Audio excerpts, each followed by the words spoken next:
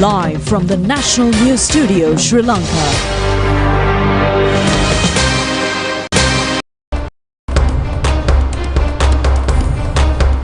Good evening, coming to you live from the National News Studio. Welcome to the news. My name is Clifford Richards.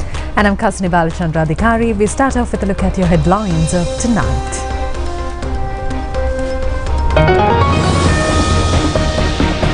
The President says that the state service will be strengthened, safeguarding the citizens' rights and responsibilities of government officials. A reasonable basic salary increase for state employees. A clash at the Galle prison has been speedily resolved. 3 of the inmates transferred to another prison. 3 buses collide with each other, injuring 29 persons in Galle. President Trump requests the OPEC to reduce crude oil prices.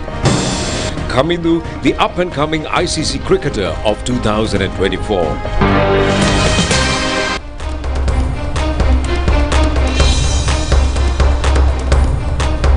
We move on to those and other stories in detail, taking a look at your top local story tonight. President Anurakumar Dissanayake emphasized that the government is taking steps to strengthen the public service as a right of the citizen and a responsibility of public officials. Well, the President revealed that efforts are underway to establish an accurate data system for the public service. That's by June, and he also added that a justifiable basic salary increase will also be done for the government employees as well.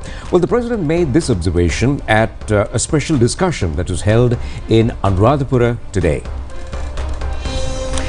The discussion was held at the District Secretariat, Anuradhapura. The President directed attention to multiple sectors in the Anuradhapura district, including education, healthcare, irrigation, agriculture, and the human-elephant conflict. Discussions were held on the potential to develop Anuradhapura as a tourism hub, with a focus on leveraging the city branding approach to transform Anuradhapura into an attractive tourist destination. The meeting also focused on strengthening the public service while managing its cost effectively.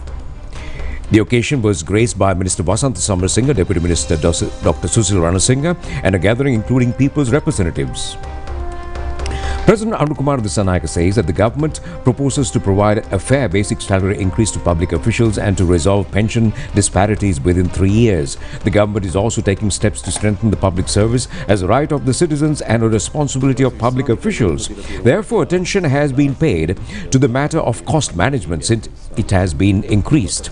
Highlighting the dissatisfaction among citizens regarding the current public service, the President stated that the government aims to deliver efficient services to citizens through the digitalization of government services. The President pointed out that although the Treasury provides funds, it would become futile if those funds were not used at grassroots level, and also if it is not in the process of providing benefits to the public. Further emphasis has been given to the importance of implementing the Clean Sri Lanka program to foster positive societal attitudes and build a better society.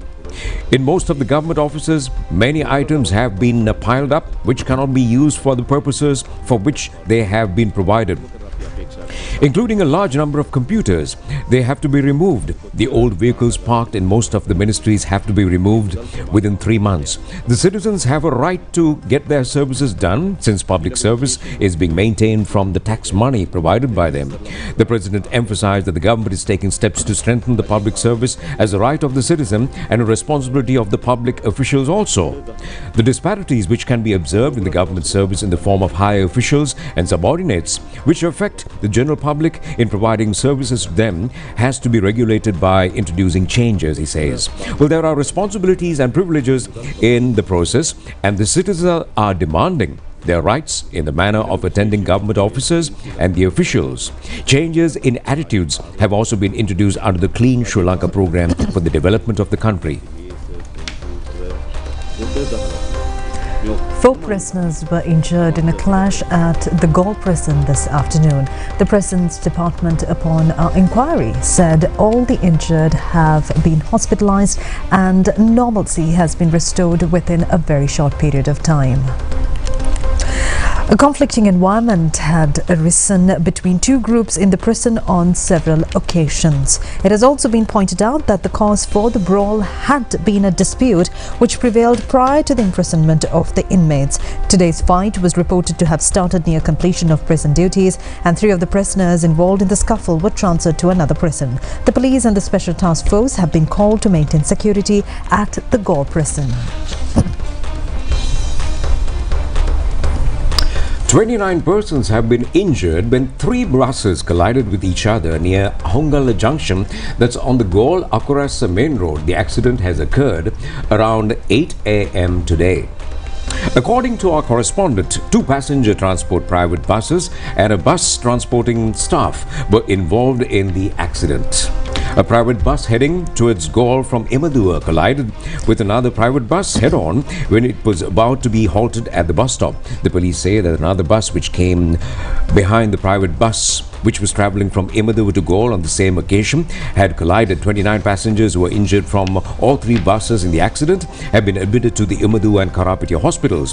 Hospital sources say that out of them, 15 are being treated in hospital. Director of the Karapatya National Hospital, Dr. S.D. Ranga, says that no one is critically injured in this accident. Imadua police is conducting further investigations.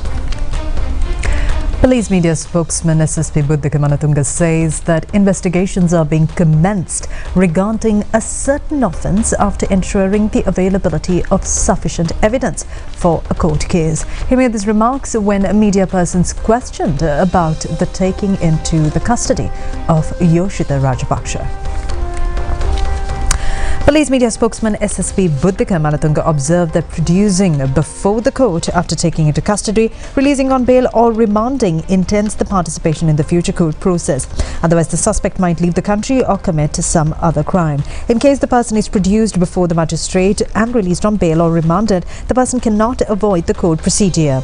In the incidents, the persons were taken into custody and produced before the courts. Then the court released the person on bail with the aim of calling that person for further legal actions. If it is proved during the legal procedure that the person had committed an offence, that person will get imprisonment invariably. The court proceedings against him would be commenced after completing all the concerned investigations to the Attorney General Department for indictment, or if it is by the Magistrates Court, Sri Lanka Police will charge sheet him. Releasing on bail is not at all a hindrance for further legal procedure, and a confirmation is also received through that he will be attending the court case. President Anurakumara Dissanayake says that Sri Lanka is in need of a new political culture which does not waste national resources. He points out that the existing legal framework has been strengthened to counter this situation. Well, the President was addressing a public rally in Anuradhapura town today. It was organized under the theme Rich Country and a Beautiful Life. The President says that the present Sri Lankan government has been successful in totally eliminating corruption. As a result, Sri Lanka is becoming a country winning the confidence of the investors. Anuradhapura could be turned into an extremely conducive tourist destination. Plans are already being made in this connection. Anuradhapura should be branded as a new city. However, its historical importance should be preserved. The President further says that they are in the process of setting up a joint development credit scheme with the State Bank. Plans have been finalized to provide loans up to 25 million rupees on concessionary basis. Not a single official residence will be given to any minister. The government will also not pay the electricity bills and water bills. Some ministers have houses with an extent of over 1 acre of land in Colombo 7. When attempts are being made to take over the ill-gotten wealth of former presidents, they are calling that taking revenge. The President reiterated that this is not taking revenge but paving the path for a conducive political culture. Let us ponder over the fact of reserving a massive mansion in Vijayarama in Colombo for a couple. The extent of land is 30,500 square feet. The total land area is 1 acre and 13 perches. The property has been valued at over 700 million rupees. It is a 2-story residence, but there is an elevator to reach the upper floor. It is a colossal wastage of public funds. The former president was informed to vacate the premises and move to a new place. All Sri Lankans must get used to the practice of saving every cent for genuine needs. The wealth of the nation should be considered as properties entrusted upon the the Sangha. Yet these politicians do not care of the people's interest, and they spend millions of rupees of people's money on their wasteful ways of living. They believe that it is their right to destroy public funds. A former female president is living alone in an extent of land of 15,000 square feet. She may be haunted by ghosts. The country needs a new political culture, devoid of wastage, a political culture which safeguards the wealth of the citizens. The NPP government has been formed to fulfill this objective. This is the expectation of the people as well. MPs will not be given vehicle permits. The political authority will not engage in investigations, and it will also not file cases in the judiciary. This is not an act of politicians. Institutions have been formed to engage in such acts. There is a criminal investigation department to conduct investigations. The department of the AG or the Attorney General extends assistance in the process. The investigation should be carried out appropriately to file charges involving to carrying forward the judicial proceedings. What the government has done is to strengthen these institutions. There is no political meddling. None of them want to pursue others on personal basis. The government does not consider cases on a basis for big or small. The institutions have been empowered to carry out the activities. In the recent past, the government was able to apprehend large quantities of narcotics and large sums of money. This narcotic network have been broken. Large quantities of arms have been circulated in society. Large quantities of arms have already been taken into custody. And if any group is trying to hide rice stocks and operate a paddy mill, they should register themselves in the government. Any group which does not register with the government will not be allowed to stock paddy. The government itself will purchase significant quantity of paddy. The Finance Ministry has recently allocated a sum of 50 billion rupees in this regard. 5,000 million rupees will be spent on the purchase of paddy.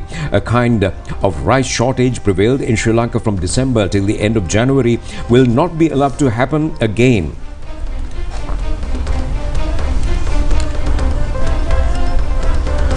The general public, religious leaders and various professionals commended the steps taken to reduce various privileges of ministers and members of parliament.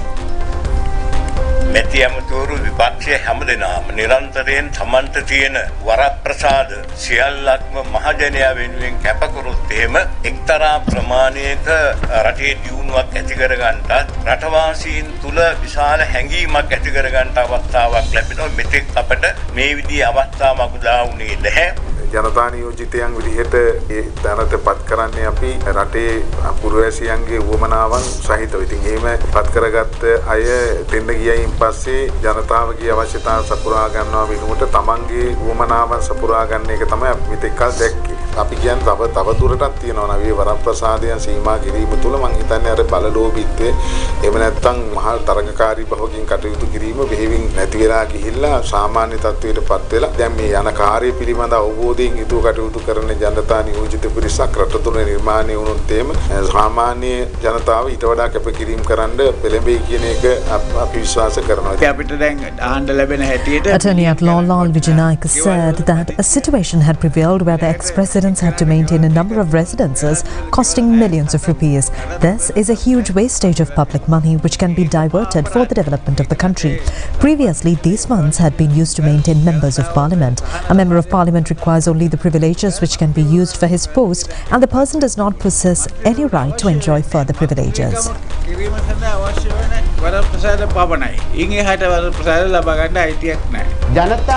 Senior Professor Vasant Atagorala observed that this income which is being obtained by the government in the form of tax collected from the public should be utilized for the welfare of the country or the people. Any privilege which is not provided to the general public should not be provided for them. Now this is truly a feast for your eyes. A sightseeing centre erected at Shantipura village, that's the highest elevation, was declared open today, and it was inaugurated by Minister Vijita Herath. Well, Shantipura is located 7,300 feet above sea level. Although the area was a source of attraction for tourists, lack of necessary facilities for the tourists has remained a stumbling block for the propagation of tourism. The old visitors gallery is in a state of extreme dilapidation due to the inclement weather. The Tourist Development Authority and the Sri Lanka Air Force have collaborated in the construction of new centre. Command of the Sri Lanka Air Force, Air Vice Marshal Udeni Rajpaksha and a group was also present at the opening ceremony. විවෘත කිරීමේ අවස්ථාවට ගුවන් හමුදාපති එයා vice marshal දේනි Rajapaksa මහතා ඇතුළු පිරිසක්ද එක්ව සිටියා.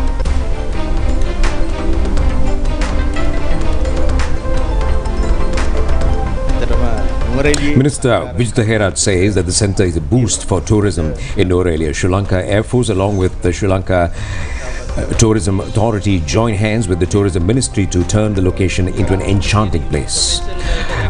Air Vice Marshal Udeni Rajapaksa says that the place of originally selected development in the year 1975 by realizing the youth potentialities of the development of tourism, this project would be able to strengthen the economy of the village as well as the country. The inspection centre, dubbed Eagle Viewpoint, is comprised of 4 stories. Modern infrastructure facilities are available for local and foreign tourists to receive food and other necessities. Several other groups of mountains could be easily watched from this location, as you see. President Anrukumar Dissanayake reiterates that Sri Lanka would be directed towards a stable economic path despite whatever challenges being confronted. He has made these remarks at a special interview with the Chinese media group on the sidelines of his recent state visit to China. The President Anrukumar Dissanayake has pointed out that especially the Hambantota Harbour and the port city projects could be transferred into ventures which bring long-term economic benefit. There's a concept relating to the establishment of a large industrial estate in the Hambantota Harbour area, and Sri Lanka has still not been received the opportunity to open new industries. Sri Lanka is ready to extend contributions to call investors to start up such projects. Investments in the port city development project are also essential, and it is not appropriate to delay work on such a project. The government has focused special attention to attract investors for the port city project. Sri Lanka is located in a crucial position in the world map, and the country is small, yet the location could be utilized as a main development strategy. Sri Lanka has the potential to create a strong trade and economic centre, and the country could be developed as one of the best naval centres in the world. Sri Lanka is well placed as a world destination, and therefore Sri Lanka's development strategies should be based upon its strategic location. The President further said that the country's prominent challenge is to restore economic stability and to enhance economic growth. Sri Lanka's entire political structure was engulfed by frauds, corruption and wastage, and also he added that Sri Lanka has already taken measures to change its political culture. The attitudes in the society should be subjected to a new transformation, and the Clean Sri Lanka program has been introduced to fulfill this objective. The government is prepared to extend the leadership and engage in mediations to overcome these challenges with unflinching determination.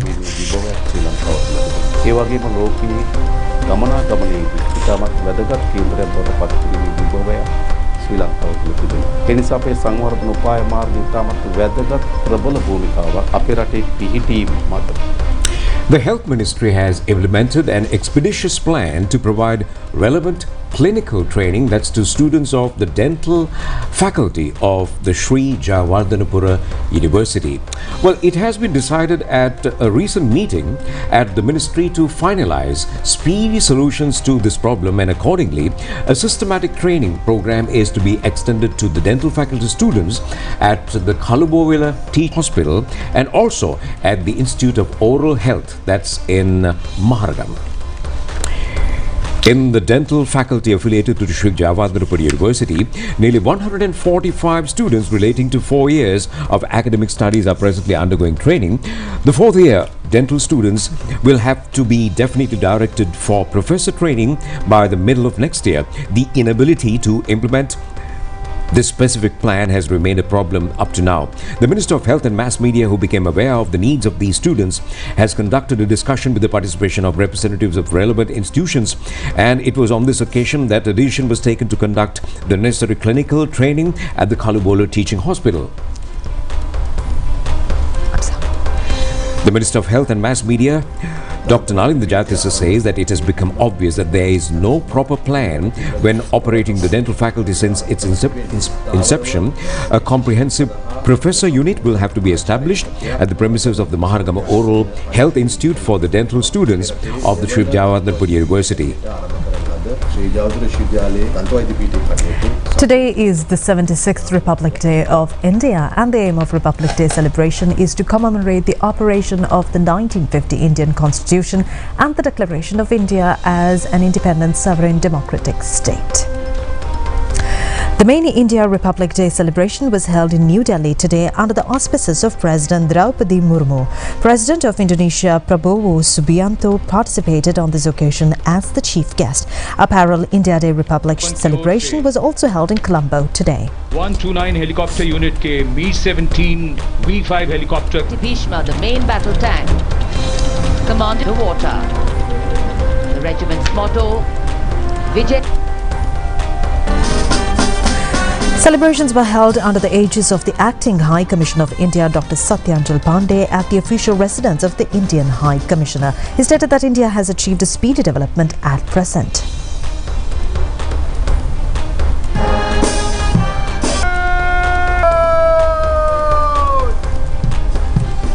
In recent years, the economic growth rate has remained persistently high, creating job opportunities for our youth, putting more money in the hands of farmers and laborers, and also lifting more people out of poverty. The bold and far-sighted economic reforms will sustain this trend in the years to come. Inclusion is the cornerstone of our growth saga, distributing the fruits of development as widely as possible. As the government continues to assign top priority to financial inclusion, initiatives such as Pradhan Mantri Jan Dhan Yojana, Pradhan Mantri Jeevan Jyoti Bima Yojana, Pradhan Mantri Suraksha Bima Yojana, Mudra, Stand Up India, and Atal Pension Yojana have been expanded to provide more people access to a variety of financial support schemes. Equally importantly, the government has redefined the notion of welfare, making basic necessities such as housing and access to drinking water a matter of entitlement. Every effort is being made to extend a helping hand to the marginalized communities, particularly of the scheduled castes, scheduled tribes, and other backward classes. For example, there have been pre-metric and post-metric scholarships, national fellowships, overseas scholarships, hostel and coaching facilities for the youth from the scheduled caste communities. The Pradhan Mantri Anusuchit Jati Abhyudaya Yojana is making progress in reducing poverty among the scheduled caste communities by adding employment and income generation opportunities. There have been dedicated schemes for aiming for the socio-economic development of scheduled tribe communities, including Dharti Abha Janjatiya Gram Utkarsh Abhiyan and Pradhan Mantri Janjati Adivasi Nyay Maha Abhiyan, PM Janman. A development and welfare board has been constituted for the denotified, nomadic and semi-nomadic communities. Meanwhile, the focus on physical infrastructure development, including roads and railways, ports and logistics hubs, over the past decade has created a platform that will support growth for decades to come. Moving on to a celebration of this journey. Foreign news on the other side of this break.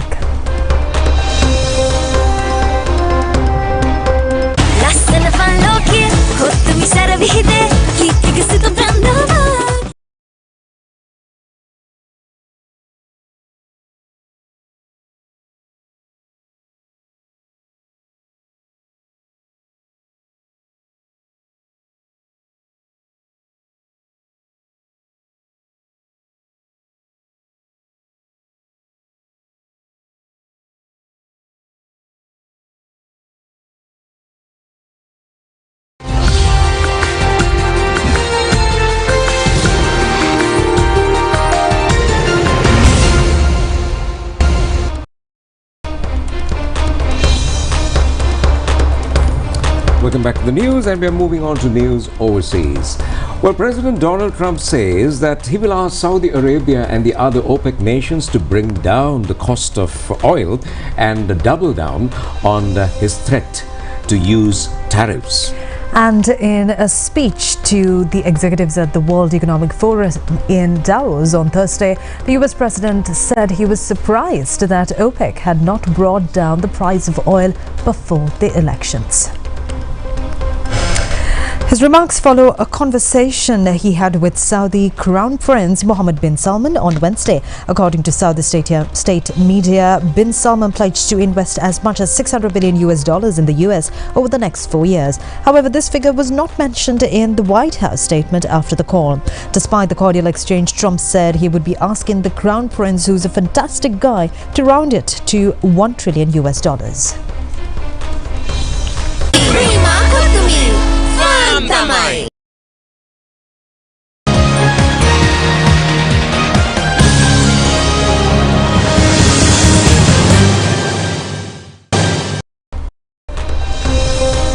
And in sports news tonight, Kamida Mendes has won the award for the Emerging ICC Cricketer of 2024.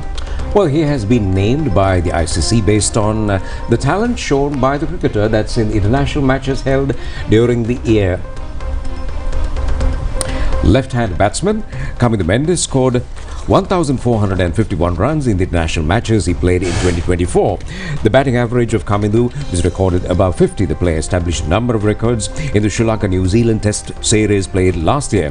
Kamida became the first cricketer in the world to score more than 50 runs in the first 8 Test matches played. He also equalled the record of Sir John Bradman, securing the 3rd position among the cricketers who passed the 1,000 run mark in a minimum of number of innings in the Test history. He was able to become the 5th batsman in the world who had gone past 1,000 Test runs last year, scoring 1,049 runs in 9 Test innings. It consists of 5 centuries and 3 half-centuries. Kamida is the first player to be awarded the ICC Player of the Month twice. That's during March and September in 2024. He was in the 6th position in the rankings of the ICC Test batsmen of that year.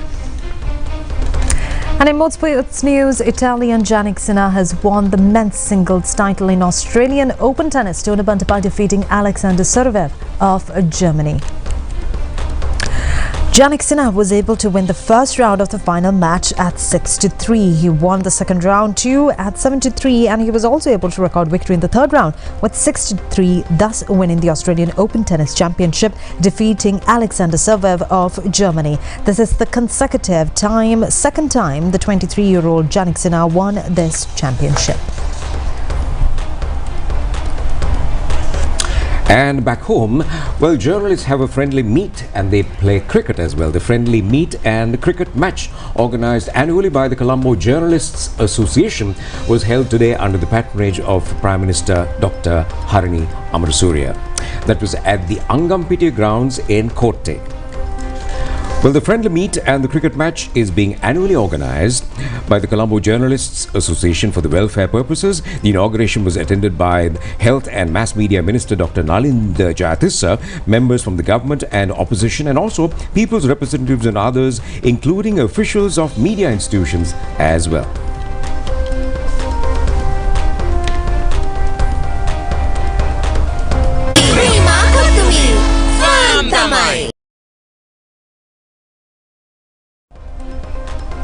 And on that note, it's time to end the news. Do enjoy the rest of the programs together with Kasuni. This is Clifford wishing you a good night. Good night.